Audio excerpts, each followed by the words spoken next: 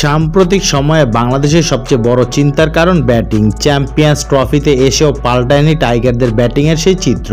Top order ব্যর্থতায় ৩৫ run তুলতে ৫ wicket হারায় বাংলাদেশ। সেই ধ্বংসস্তূপে দাঁড়িয়ে সেঞ্চুরি করেছে তাওহিদ হৃদয়।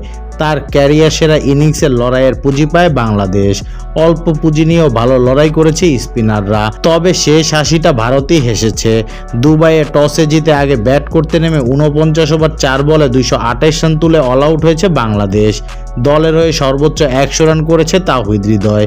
তাছাড়া 50 পেয়েছে জাকের আলী। ভারতের হয়ে ৫৩ রানে ৫ উইকেট শিকার করেছে মোহাম্মদ সামি।